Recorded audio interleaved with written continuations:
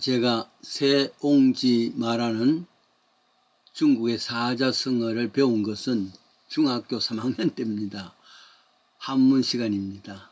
소파라 불리우시는 그 선생님, 이상한 별명이지요. 그 이유는 머리카락이 별로 없었는데 그것도 아주 꼬불꼬불한 그런 파마를 한 것 같은 머리카락입니다. 그래서 소머리 같은데 파마를 했으니까 소파 선생이 된 겁니다. 아마도 우리 반 60여 명 넘는 학생들 가운데 이 소파 선생님에게 매맞지 않는 친구는 아무도 없었을 겁니다. 아니, 한 사람 송기호라는 그런 이름인데 금호라는 하양 다음에 금호입니다. 거기서 매일 기차를 타고 오는 통학생님인데 이 송기호 친구의 아버지가 그 시골에서 훈장이란 말이죠. 그러니까 어릴 때부터 한문에 익숙한 친구입니다. 글씨도 멋지게 쓰고 그리고 한자를 잘 안단 말이죠. 그 친구 외에는 다 매맞았을 줄 압니다. 그래도 다행인 것은 매를 맞으면서도 불구하고 이런 중국의 사자성어 하나 정도로 몇 가지를 이렇게 기억할 수 있다는 것, 그 매맞은 이유지요. 세옹지마. 지금 한자로 쓰라 그러면 모릅니다. 그러나 그 의미만은 뚜렷이 기억하고 있단 말이죠. 옛날 중국의 이야기입니다. 어느 나라의 변방이란 변두리 아니겠습니까? 변두리는 자주 전쟁이 일어납니다. 근데 이 집에 말을 한 필 키우고 있단 말이죠. 이거는 그 당시에 말 한 필이 있다는 것은 재산입니다. 근데 큰 재산이 되는 말이 어느 날 없어져 버렸습니다. 집을 나갔단 말이죠. 동네 사람들은 이 말 주인에게 위로하며 참 가까이서 이야기를 합니다. 근데 주인은 이렇게 말합니다. 나쁜 일이 좋은 일이 될 수도 있습니다. 좋은 일이 또 나쁜 일도 될 수 있습니다. 개의치 않겠습니다. 때로는 슬픔이 기쁨이 되고 때로는 기쁨도 슬픔이 된단 말이에요. 그러니까 사실 다 따지고 보면은 매일이 그날입니다. 그런데 몇 달이 지났습니다. 그 도망갔던 말이 되돌아왔단 말이죠. 그냥 되돌아온 것이 아니라 덜에 살던 덜말들 한 10필 정도 가져왔단 말이죠. 아니 그러니까 말 한마디로서 말 한마디랑 재산이었는데 10마리 그랬으니까 재산이 얼마입니까? 동네 사람들이 이번엔 칭찬했습니다. 참 복입니다. 잘 됐습니다. 축하합니다. 갑자기 부자 됐습니다. 등등.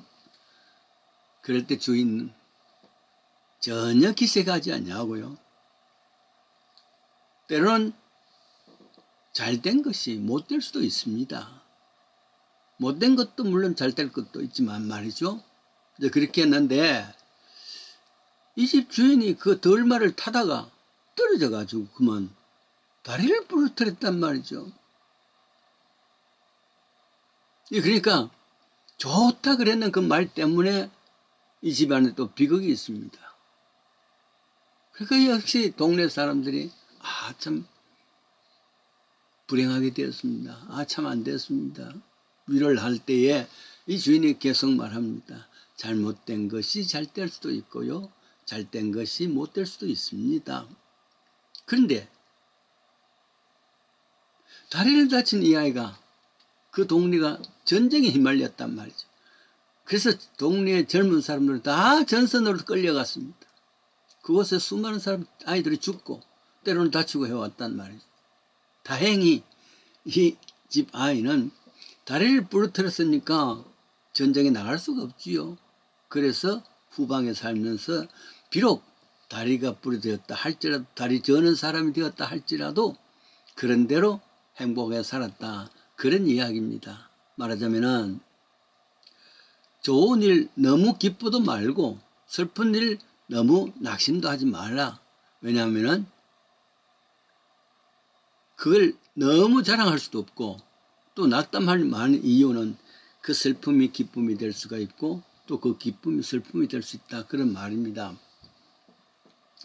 1976년이니까 제가 미국 오고 한 5년 후의 일입니다.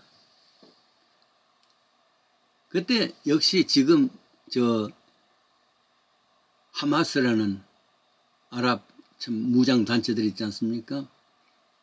그래서 수많은 이스라엘 사람이 죽었습니다만은 어쨌거나 그런 팔레스타인과 또 이 이스라엘의 관계는 옛날부터 어려웠단 말이죠.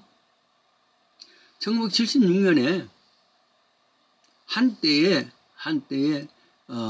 참 아랍 게리라들이 유대인들이 많이 탄 프랑스 에어 여객기를 납치합니다.